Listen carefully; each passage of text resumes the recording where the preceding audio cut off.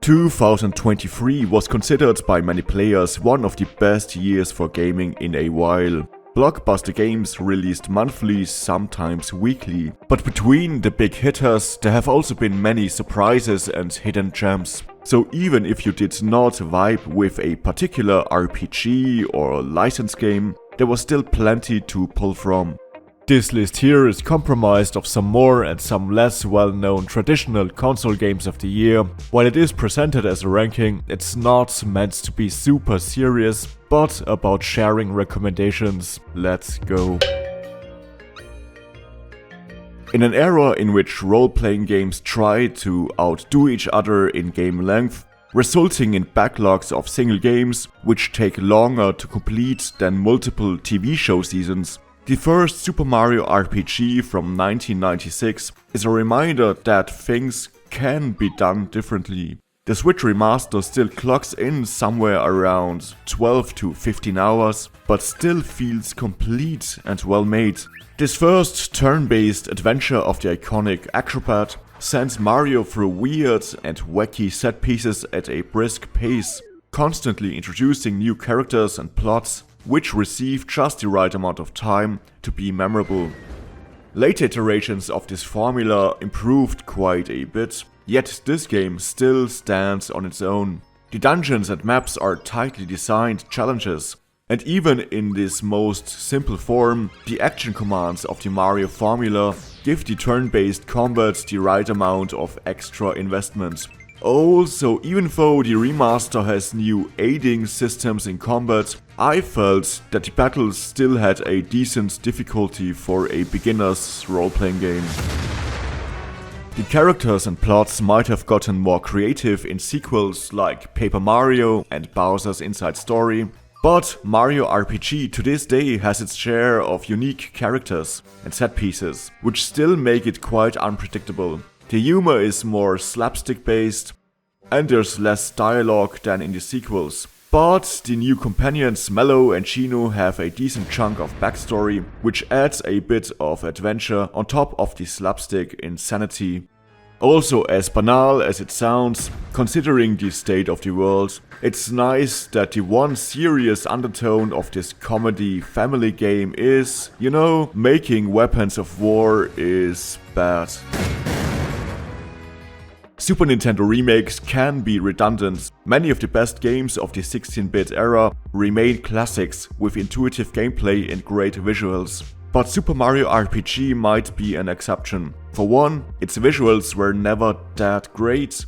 The old 3D look not only falls short compared to traditional pixel art, but also to most other pre-rendered games of the era.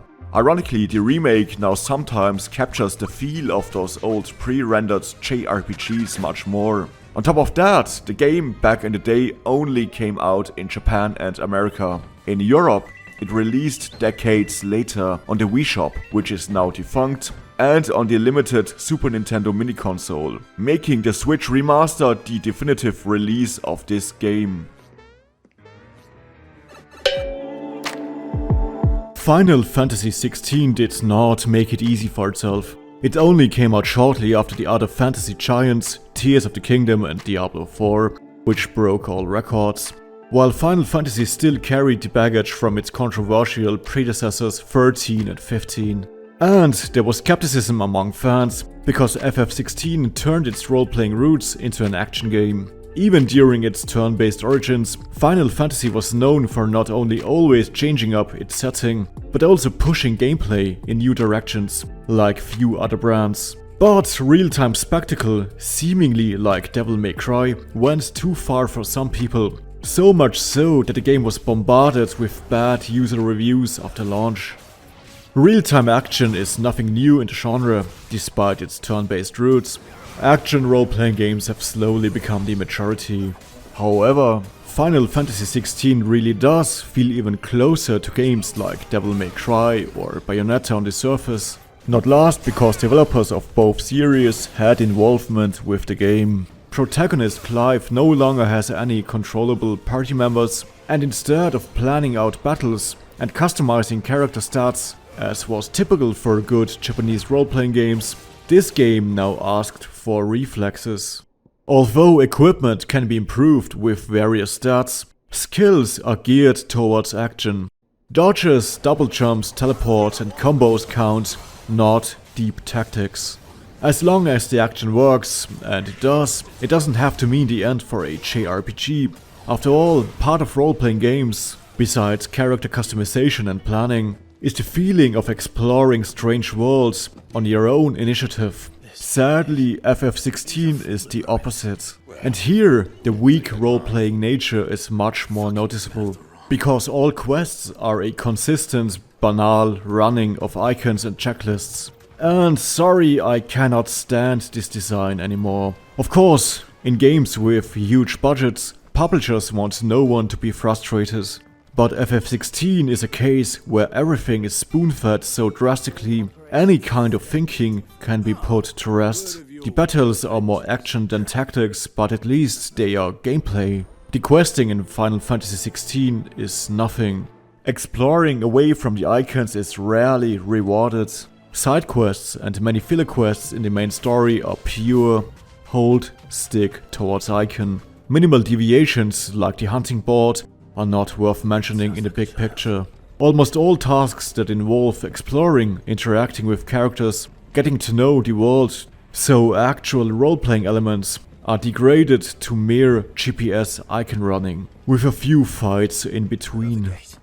Even the dungeons are straight running and endless slaughter. Optional branches, like in the equally linear Final Fantasy VII Remake, or gimmicks there, like sabotaging the Airbuster boss, are non-existent in 16. And yet, here's the thing, it's the dungeons that are very much highlights. And that's when it hit me. Final Fantasy XVI isn't a role-playing game anyway, but it's not a clone of Devil May Cry or God of War either. After all, those have exploration, puzzles and other deviations, and quite frankly much deeper combat systems. No, Final Fantasy XVI is like a classic beat-em-up, so like the old arcade coin eaters, in which you fight your way through endless crowds of enemies from left to right, with simple combos and a few powerful special attacks. In fact, there used to be a tradition of Dungeons and Dragons style beat-em-ups with a very simple role-playing phase. Graphics and sound were especially important in such games, so that the monotonous brawling would keep you engaged anyway. Final Fantasy XVI is kind of the same, with its linear audiovisual splendor.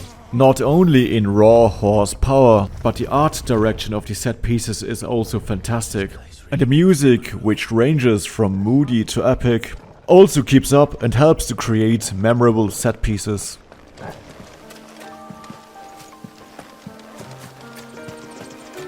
Since FF16 is more of a beat-em-up than a role-playing game, this kind of linear spectacle still very much knows how to entertain. There might be more elegant ways to tell a game story than like here with 10-minute cutscenes, but at least the once again more political story with many mysteries is good enough at punctuating the set pieces. Even more so, because despite the superficial pretense of Game of Thrones fantasy, including blood and swearing for the first time in the series, it's still very much Japanese melodrama with anime super attacks, which makes for many over-the-top showdowns. It's just that Final Fantasy XVI is multiple times as long as such old action games, including story material that might as well be a 2-season Final Fantasy anime. This makes the game ambivalent. It's mostly the filler quests, which are tedious, in which you do nothing but chase after GPS routes, and then button mash a few brainless mobs, and where the skip button quickly becomes attractive in the less elaborate cutscenes. The arcade mode sections are the best part of FF16 because that's where the nature of the game lies, and where the game can truly get going. Every time the boss theme starts, so does the hype. In fact, FF16 featured some of the craziest boss fights in quite some time. Not only in terms of spectacle, but that's also where the gameplay is the most sophisticated. For the spectacle alone, the game is quite worth playing, despite all its flaws. When it all comes together, the combos, the music, the story, the fight choreographies, and so on, Final Fantasy XVI can have moments of excellence.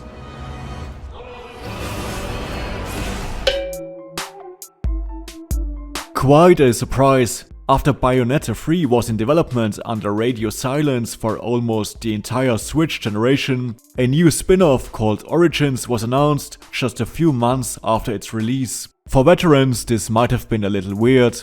Instead of over-the-top action with an age rating of 18+, Origins is a family-friendly fairy tale. Fights are still a big focus, but with a watercolor look, which often feels like a playable Studio Ghibli world. Traveling through an enchanted forest with lots of puzzles to solve, the game also has a more linear approach, comparable to top-down Zelda-like games. And since you are controlling both Bayonetta and a big animal companion, it's also got a bit of Brothers: A Tale of Two Sons or Mario and Luigi Superstar Saga. Even if this was uncommon for the Bayonetta franchise, it's actually appreciated that developer Platinum Games tries something new. Bayonetta was almost 15 years old when Origins was released, and since then they've really exhausted their core game design. The backdrops were different, but just in terms of the flow and feel of the battles,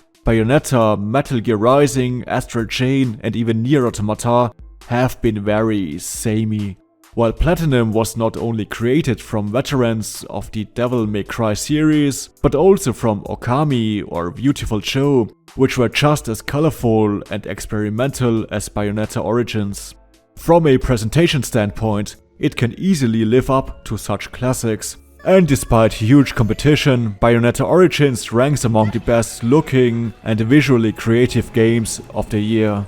Some might find the overwhelming colors to be kitschy, but I say it works. Battles are simple, but hefty animations and combat feedback still make it entertaining enough. There still are a few moments of old Bayonetta fanservice too, and it's pretty funny seeing the quirks of edgy Bayonetta as a kid version.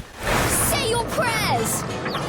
There's also a good amount of skills, which usually wouldn't be something to write home about in action-adventure games, but the dual character dynamic inherently spices up level design. Bayonetta Origins could have been top class if it didn't drop the ball in difficulty. The problem isn't so much that it's sometimes near impossible to die or that puzzle solutions can be simple, the same was true for Okami.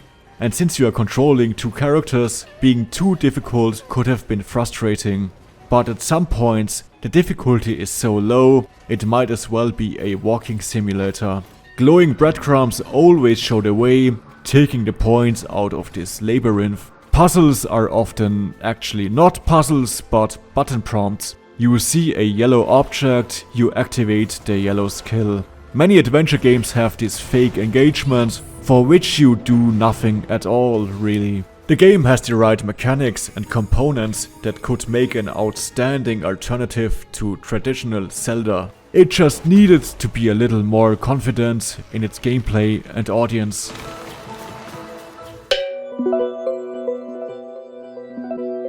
For many horror fans, 2023 was the year in which the absolute classic Resident Evil 4 was remade. But from the perspective of a few hardcore horror nerds like myself, quite significant was also the localization of the fourth game in the Project Zero franchise. The series that turned Japanese ghost horror like Ringu and The Grudge into a Resident Evil clone. The fourth game was released back in 2008, but only in Japan, creating a 15-year wait to officially play the game in Western countries. In the Project Zero games, stoic supermodels end up in cursed Japanese villages and mansions where evil rituals cause hauntings. In terms of gameplay, you explore and solve puzzles in the vein of Resident Evil, but instead of a gun, you are equipped with a magic camera, which banishes evil spirits. The second game was a hidden gem, which at the time could stand alongside classics like Silent Hill and Resident Evil. The descent into the cursed village was so well made that you could overlook shortcomings such as clunky controls. The low point was installment number 5. which removed puzzles and exploring, but doubled down on backtracking, and the story was kinda nonsensical. Now the fourth game is somewhere between these poles. The story is not quite as stupid, even if the evil ritual still is a little unconvincing. Atmospherically, this cursed hospital is quite dense. The visual and audio design couldn't be spookier.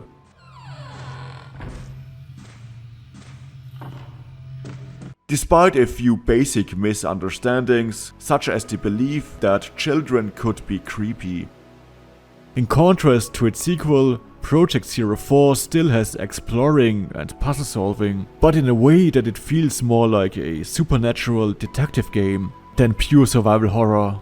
While the battles against the ghosts have a nice arcadey feel that can be both fun and tense, building up combos through so-called fatal frames, for which the ghosts have to come close to the camera, creates some decent battles. Unfortunately, the overall atmosphere suffers because of the not so brilliant progression. Other horror games combine backtracking with new challenges on the map, but Project Zero 4 is one of these cases which creates backtracking just for the sake of backtracking. With 3 characters, players have to run through the same relatively small map multiple times without any significant variation. This turns a 5-hour campaign into an 8-hour one, but at least 1/3 consists of backtracking. Quite the atmosphere killer. This also makes flaws, such as the slow controls, even more noticeable. Or the over-reliance on cutscenes, which are usually not scary in games because they are not interactive. But when you actually get to explore new areas, the game is solid adventure horror, with an atmosphere which goes beyond other RE clones, and is therefore worth a recommendation for genre fans. However, anybody who doesn't know the series at all should try to first get hold of the second game. Who needs Spider-Man when you could also play a washed-up ex-Yakuza turned into a super agent? Kiryu, the stoic protagonist of the Yakuza series, has once again been dragged out of retirement, this time for a smaller adventure with a different kind of gameplay twist. Because Like a Dragon Gaiden was first planned as DLC before ultimately becoming a full-fledged standalone game. As Kiryu has gone undercover after faking his death, he's now working as a secret agent. Anybody that knows Yakuza knows that gameplay is purposefully exaggerated. In Gaiden, this means that Kiryu now has access to multiple super agent tools which allow for crowd control. It takes a while to get used to the new superhero mechanics, but ultimately it's those new mass brawlings in which the game shines. Only falling a little flat when it resorts to some of the more annoying enemy patterns of old. While other Yakuza games had multiple layers of role-playing mechanics and economics, Like a Dragon Gaiden has been boiled down to a more straightforward beat-em-up, which is not a bad thing. Side stories have been streamlined into a mission structure, world systems have been reduced to revolve around arena fighting. Some of the bigger Yakuza games can take up to 70 hours. Gaiden comes at a refreshing 15. Don't be mistaken, anybody searching for a time sink still has the option to dive into multiple sandbox activities, including the option to play a full-fledged virtual catalog of the Sega Master System. But Gaiden feels much more on point, with quicker action and a simple story premise. Ironically, the game's story, revolving around this ex-Yakuza in hiding, could stand on its own, despite many references to prior games. Story presentation is better than ever, with intense cinematography and high stakes right out the gate. At the same time, Gaiden doesn't shy away from being goofy in the best way possible. The fact that a Yakuza badass legend tries to hide his identity with nothing but a pair of glasses is positively ludicrous. Yet the more serious parts are easy to understand, even without prior knowledge of the series. That is, until the end. As the game started as DLC, one of the major plot lines leads into one specific cutscene of Yakuza 7, which might not make much sense if you haven't played that one. If nothing else, Like a Dragon Gaiden makes a good case for a gaming series making more standalone DLC or side games with old assets, channeling the old approach of Zelda Gaiden. The quick pace in particular is refreshing, and the more experimental superhero gameplay is something we might have not gotten with a mainline game. The era of Japan exclusive games is coming to an end. In 2021, Western countries finally got the once Japan-only spin-off of Capcom's visual novel series Great Ace Attorney. 2022 saw the first official translation for the Super Nintendo JRPG Live Alive from old Squaresoft. In 2023, we not only got the fourth Project Zero game after 15 years of waiting, but also Like a Dragon Ishin, the samurai spin-off of the Yakuza series. With it also came the rather confusing rebranding of Yakuza, which was always called Like a Dragon in Japan, certainly one of the reasons why Ishin was not localized in 2013, despite lots of room in the PS4 launch window. Anyway, while Like a Dragon Ishin certainly is Yakuza at its core, it's also quite different. A fictionalized version of the historical figure Ryoma Sakamoto, who abolished the shogun reign in Japan, has to find his father's murderer by investigating old Kyoto, which not only makes for a wonderfully colorful and refreshing set piece, it also gives the series' game design a new twist. Similar to Yakuza, it contains a small open world, which is more akin to a JRPG sandbox with a few random encounters than your typical Ubisoft map. While you could just follow the main story, that would miss the point of the game. The sandbox is filled to the brim with side content, which is really the main focus. While in Yakuza you wander Tokyo's red light district to earn money and goodwill, Like a Dragon Ishin focuses on samurai life in order to underline its backdrop. Before you avenge your family, you gotta pay the bills and become a more skilled samurai. The best Yakuza games always had a sense of freedom in their gameplay solely because of the game economics, and in Like a Dragon Ishin that means a daily samurai routine. You could be chopping wood for money, grow your garden, or try win at gambling. You could level up your gear through official means, or try to get equipment in the black market. If combat feels difficult, and it is more difficult than prior series games, you could spend your time recruiting backup. The game also has tons of side stories and NPCs to befriend. Unlike later games of the series, they aren't as memorable, despite still containing some wacky stories. But what I appreciate is that unlike later games, players have to find these events themselves, instead of seeing them marked on a map. Now, when people wish for a game to be localized for decades, usually the hype makes for some unrealistic expectations, and Like a Dragon Ishin isn't without some disappointing flaws either. While the more technical combat can feel satisfying to pull off, it's also too stiff to ever feel truly rewarding.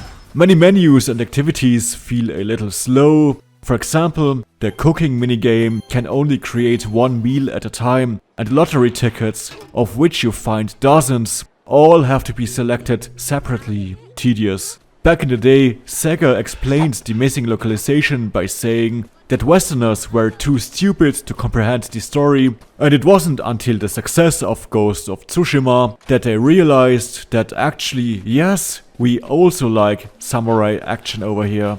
But now I have to admit that the story really was a little hard to follow without knowing Japanese history. It was also a little strange that Ryoma, typical for a Yakuza main character, condemns the killing of enemies and the executions by the paramilitary Shinsengumi, which he joins to find his father's murderer. But only in the beginning, and at some point he just goes along with it.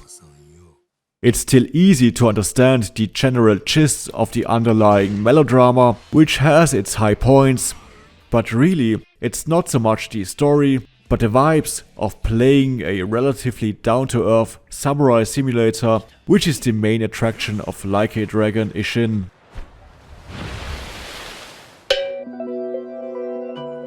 Dead Space is a classic still. In 2008, the Space Terror was regarded as Resident Evil 4 in space. After all, the game followed the horror action from the shoulder perspective established by RE4 a few years earlier. But Dead Space wasn't just a clone, it was also quite inventive itself. Dead Space increased immersion by integrating all annoying menu elements into the game world as real-time holograms. Just for this reason alone, it's actually gotten better over time, as other games only increased on-screen junk like redundant icons and text. The gameplay was also perfectly in tune with the setting. As a space construction worker, the weapons are practically tools such as hover saws and laser nail guns. But what makes Dead Space so iconic is how well all the elements work together. The rusty design of the spaceship Ishimura, UI, the brutal weapons, and the necromorph monsters are not only visually coherent, also the weapons, which are super intuitive to control, are a perfect match to remove the limbs from the nasty monsters. Additional abilities such as zero gravity or telekinesis complement the scenario in a meaningful way and quickly go into muscle memory, as they are not only used for combat but also for puzzles. It all fits together. The only point of criticism for me was always the sound. Far too many encounters are introduced with loud jumpscare noises.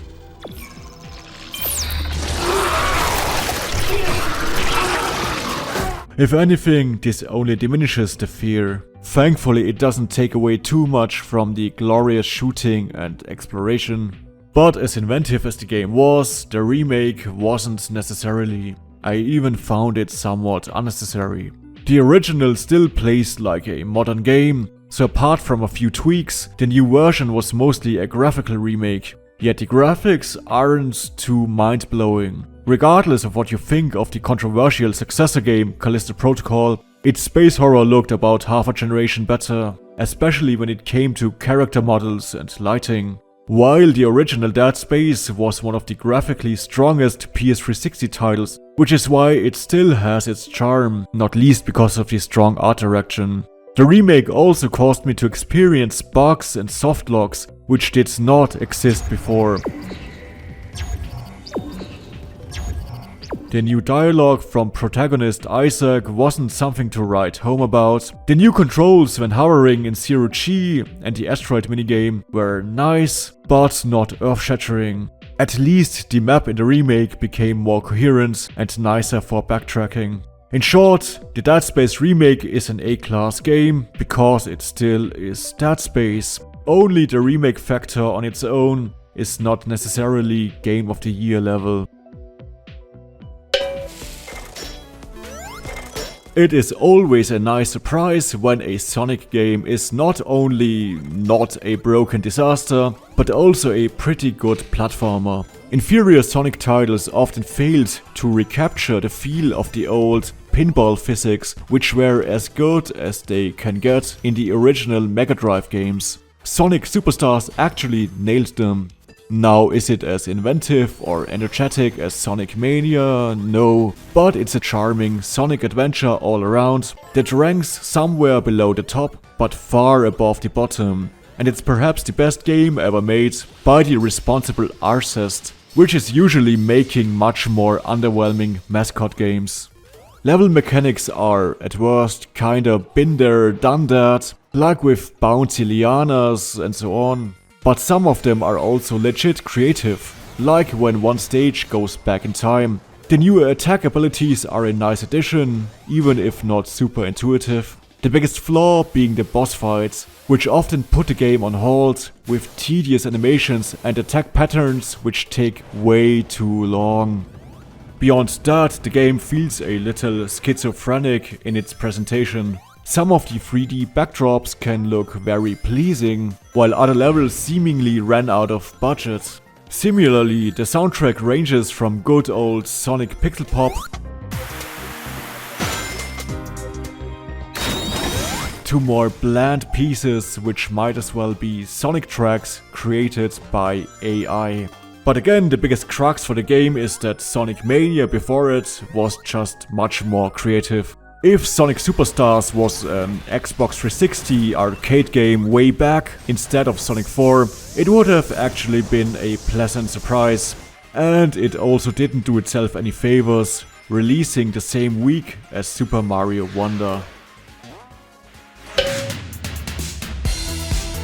In 2006, New Super Mario Bros. Was a sales breakthrough that revitalized the entire 2D platformer genre. But over the course of almost 2 decades, in which multiple sequels did almost nothing to move the gameplay or the audiovisual style forward, with the last innovation being multiplayer in 2009, side-scrolling Mario was treading water. Maybe because it stopped to break the biggest records that Nintendo aimed for, Super Mario Wonder finally tried to bring back the wonder of Super Mario. With all new stage hazards, gameplay twists, backdrops, and a much more playful art direction. Low polygon Mario be gone.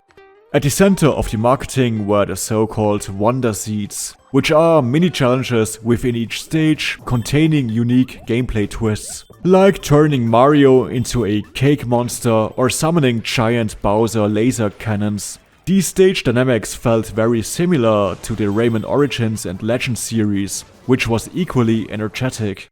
But you don't even have to go that far. Just the simple fact that I don't know what kind of movement pattern this guy has makes Mario Wonder feel more unpredictable than your average Mario or Yoshi side-scroller of prior generations. Strong gameplay is at the core of Super Mario, and series inventor Shigeru Miyamoto often intervened to cut out characters or story elements. But their bare-bones approach made the new Super Mario Bros. Games at some point feel like map packs, with nothing to stand out. Look, no one asked for deep storytelling in a Mario game, but simply seeing a brand new world with brand new backdrops and progression gives Mario Wonder, for the first time since the Super Nintendo, an additional sense of adventure on top of the side-scrolling.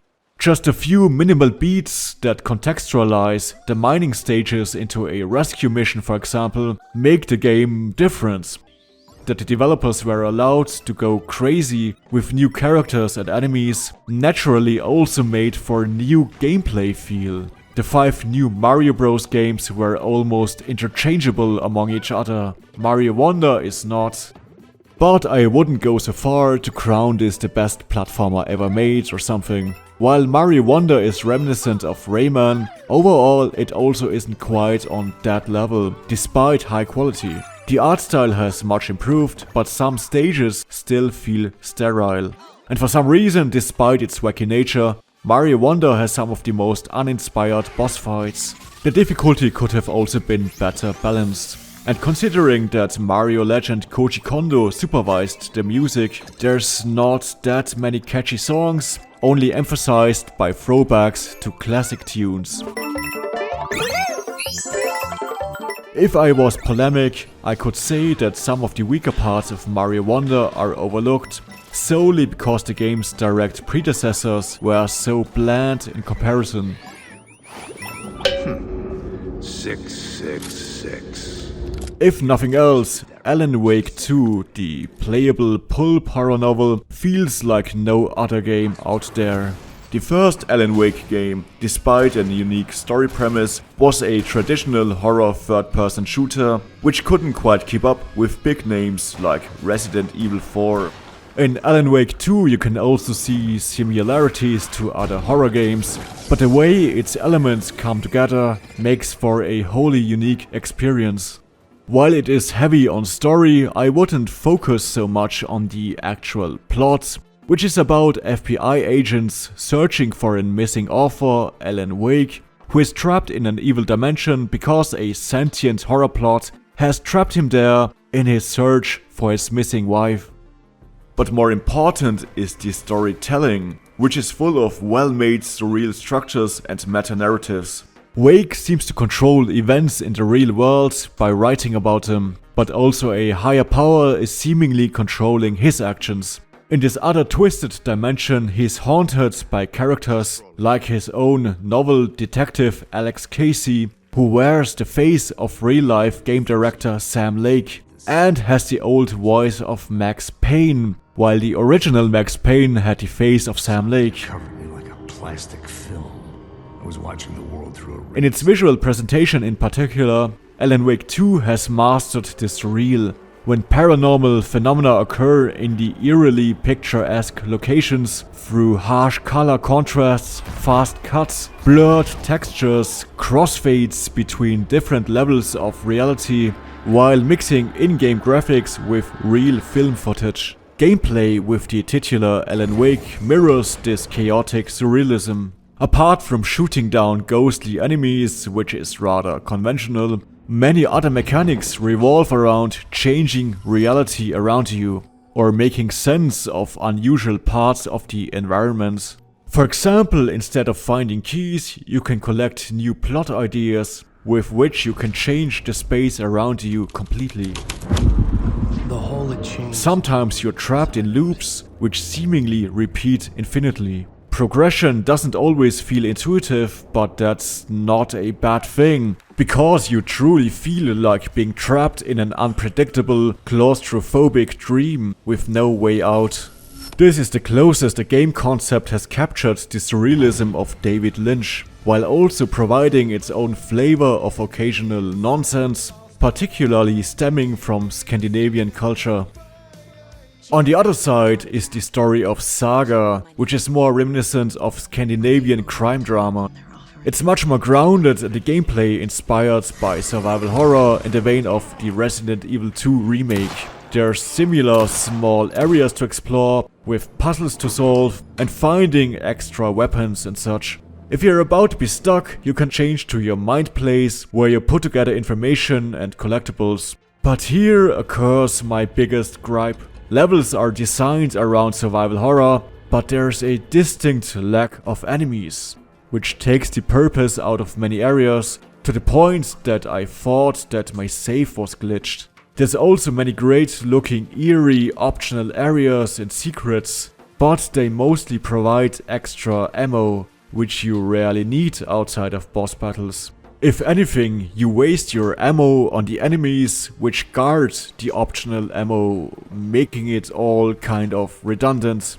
It's a weird balancing oversight, which turns some parts into a worse walking simulator for no reason. Ironically, as well made as Alan Wake 2 is in its intended surreal jumble, in this basic area it feels schizophrenic in a bad way. It's a shame because it hinders the game from being a true potential masterpiece. Yet, it's also hard not to give credit to a high budget project which sometimes feels like nothing else on the market. In 2023, this was quite a feat. Saga addressed the witch, the smudged line on the heart. Long before From Software became the forge of the Souls genre, they were focused on niche projects such as mech battle games, often more ambitious than polished. Armored Core 6 returns to the developer's roots, but now with the experience of mainstream hits like Elden Ring.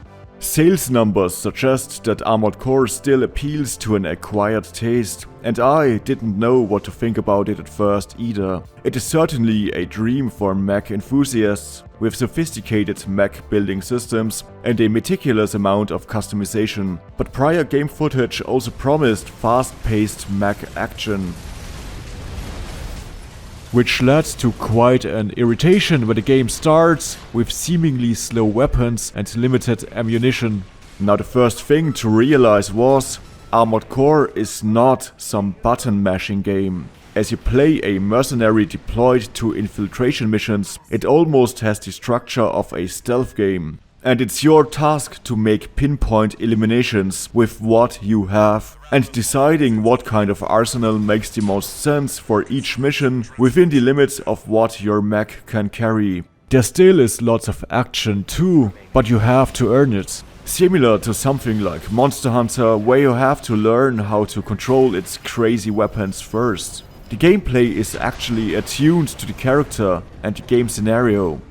Speaking of which, the vibes of Armored Core's kind of dystopian, mysterious sci-fi world are off the charts. reminiscent of no bullshit sci-fi anime, in the vein of the 90s Ghost in the Shell film, which made many millennials interested in Japanese media to begin with. Now, even though this is not Dark Souls, you can feel some of the influences of more recent FromSoft games, such as the separate defense stamina bar from Sekiro, familiar enemy patterns, and your typical get good boss fight.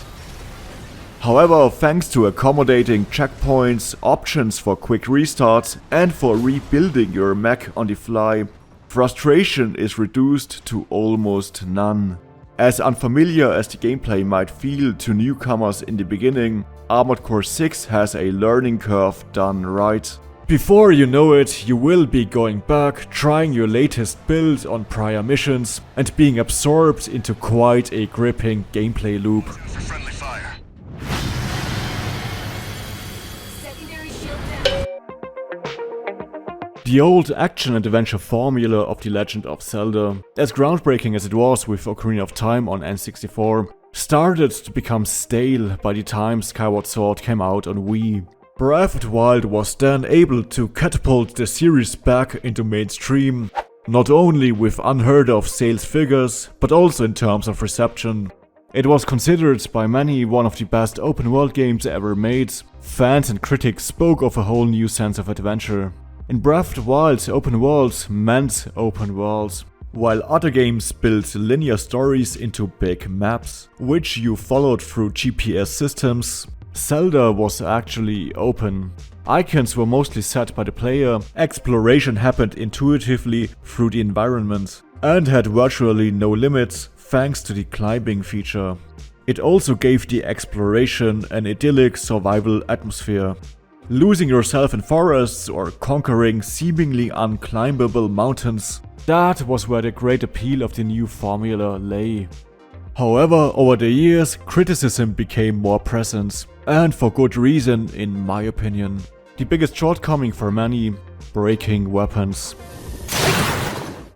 They underline the survival factor and are an open world balancing measure, but not the most elegant. The main problem is not necessarily that it makes combat a little clunky, especially with menus and controls, which felt weirdly counterintuitive coming from Nintendo. More so, it erased an appeal of the old games, which was being rewarded for exploring and puzzle solving with unique weapons or crazy items. At the same time, Breath of the Wild hard compromised the once huge dungeons. It was impressive to be able to climb every mountain. Yet it was all the more disappointing when the reward was usually a sword that broke in the next fight. And since there were no large dungeons, it quickly became clear that beyond that you would mostly find copy-paste challenges. All the bigger the expectations for the successor Tears of the Kingdom, which was in development longer than almost any other Zelda game. Series producer Eiji Aonuma is usually quite responsive to fan feedback. On the surface, this first did not seem to be the case with Tears. Weapons still break and the old map served as the basis for the new one. Yet, Tears is no rehash. In fact, it has quite a different feel despite the same map structure. That intimate exploring of Breath of the Wild has been thrown out. Instead, Tears is bigger and more overwhelming because of two new open world layers: air and underground. And at the same time feels even freer, due to vertical gameplay which connects those layers. It's quite flashy to throw yourself into the clouds via catapults or self-made vehicles, turning the old hurdles of Breath of the Wild into a stone's throw. But the most impressive thing is not that the sky is full of sights to explore. What's rather crazy is that from this macro level above, at any point you can go back to the old micro level on the ground. In a way, it's what Skyward Sword promised back in the day but did not deliver. As banal as it sounds, some of the problems one might have had with Breath of the Wild were fixed by the sheer amount of content in Tears. There are still a few map elements that have been blatantly copy-pasted. But no matter where you catapult yourself on the map, you always end up in a vivid landscape that is full of secrets, tasks or other incentives, which are often unique and therefore raise urge to explore. Quite impressive. Even old Zelda-style sections were back, at least to some extent. The main dungeons haven't become much more complex, but they offer proper boss fights again, and come with more creative preludes. In other words, in Tears of the Kingdom it takes much longer before the map becomes predictable and therefore boring. And while weapons still break too quickly, it doesn't weigh as heavily anymore, apart from annoying menus and controls. Because also in terms of rewards, the game became much more varied. There's much more permanent equipment and upgrades, new summons are a bit like the old dungeon items, plus experimentation and exploration are rewarded a lot more through the inherent game systems. By having so much designed around efficiently traversing big distances, it's much more motivating to come up with your own solutions, emphasized by the new crafting feature. Which is also why it feels like a meaningful reward to find something like a permanent source for things like the steering wheel components. The small dungeons are still more like mini games, but can now sometimes reward players by inspiring new ideas on how to make traversal even more efficient on the real map. The physics engine of Breath of the Wild still felt like a gimmick, because the game gave you little reason to extensively use it. Whereas Tears of the Kingdom encourages experimentation much more. As a sandbox adventure, the map of Tears of the Kingdom could hardly be made any better. For those not quite convinced by Breath of the Wild, Tears offers the ultimate version of this particular Zelda approach. But those who couldn't stand the new formula at all won't be happy with Tears of the Kingdom either.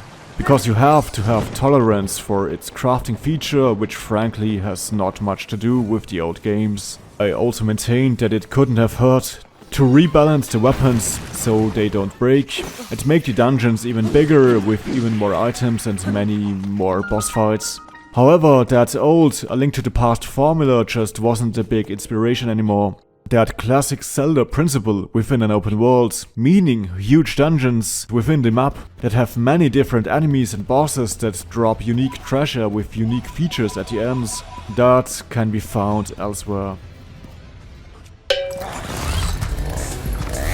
First off, if there was a problem with the Resident Evil 4 remake, it would be purely on a meta level. I think full remakes should exist for bad games, which can be improved, not for still good games just because they're more marketable. Also, what the original team created on old hardware was an impressive feat, which still stands on its own. However, looking for a quality third-person shooter or action horror game, you can't go much better than with the RE4 remake. Because this new edition fully understands the gameplay appeal of the original, which changed the direction of the series away from horror with slow planning towards constant stress terror. Enemies come mercilessly from all directions. Items and weapons have to be used quickly to avoid being overwhelmed. Sometimes the last bullet has to be turned into a precise stun to pull yourself out of trouble. And gaining control over the enemy hordes hasn't lost its appeal at all. With Leon's improved mobility and attacks, this could have become too mundane. After all, the old enemy behavior was designed around the slow aiming from a fixed position. But the opposite happens. The cultists are faster, have more range, cooperate even more, and in general have more tricks up their sleeves. RE4 has always been the king of multitasking, between hordes of enemies, which can be stressful enough, even with simple ducking maneuvers and axe throws, or during fights against the overpowered bosses, there are often puzzles or timing challenges to solve, maybe with some sort of countdown on top. In the remake, enemies on the ground must also be eliminated fast before they mutate, especially on the hardcore difficulty level, which I recommend. The remake feels even more sophisticated and demanding than the original. The remake is at its strongest when it reconstructs the iconic set pieces of the old game and refines them.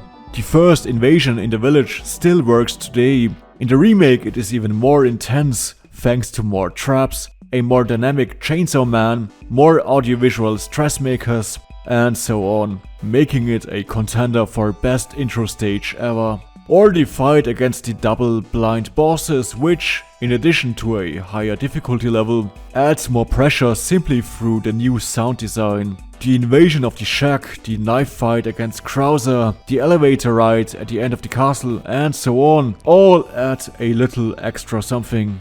Now, the remake does not replace the original. There are new areas, but between familiar set pieces a lot has been boiled down and cut. Not just filler, but important sections that emphasized the old atmosphere. For example, the descent into the ravine of the village, while the village itself kinda lacks the old dark fairy tale mood.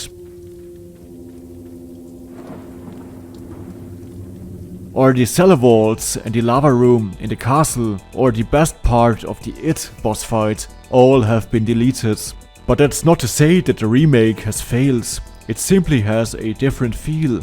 I might find the first version of RE4 slightly better, but that's not the point. Because these simply are two different interpretations of one concept, which are surprisingly both top tier games with different highlights.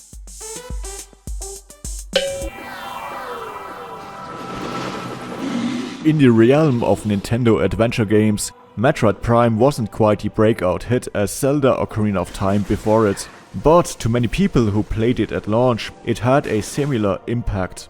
At the urging of Mario inventor Shigeru Miyamoto, the Texas-based Nintendo newcomers Retro Studios had turned the old Metroid concept of exploring 2D mazes into a first-person adventure. Similar to its predecessors, bounty hunter Samus Aran crashes on a deserted planet, which players must conquer by using their wit. While the original 2D Metroid series eventually became more focused on action platforming, Metroid Prime focused on decelerated and immersive exploring.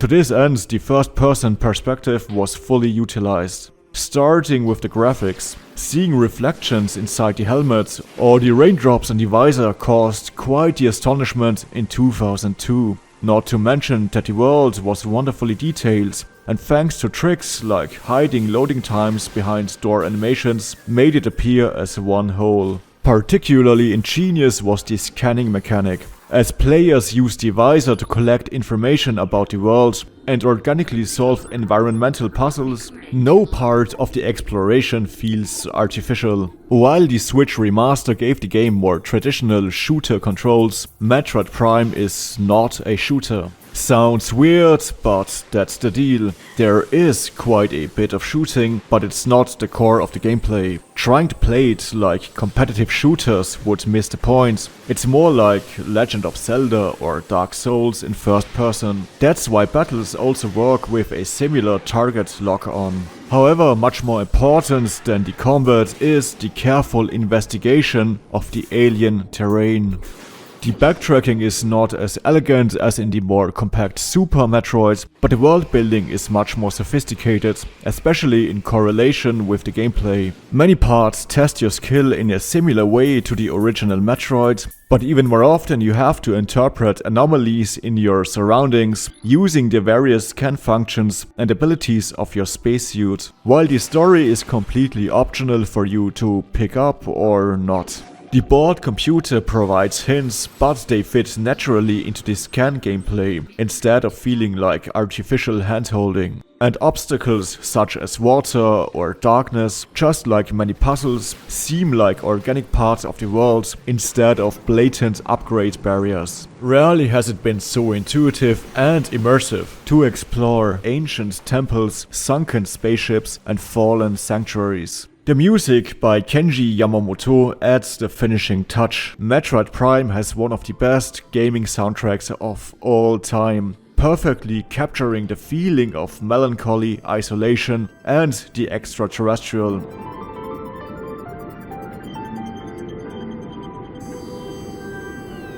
When 20 years after the original version, during the release of the remake, other supposed adventure games had regressed into mere icon running and following glowing breadcrumbs on autopilot, the intuitive exploring of Metroid Prime has only become more admirable. Mainstream success did not come for Metroid Prime, but among fans it rightfully remains a milestone for immersive gameplay concepts.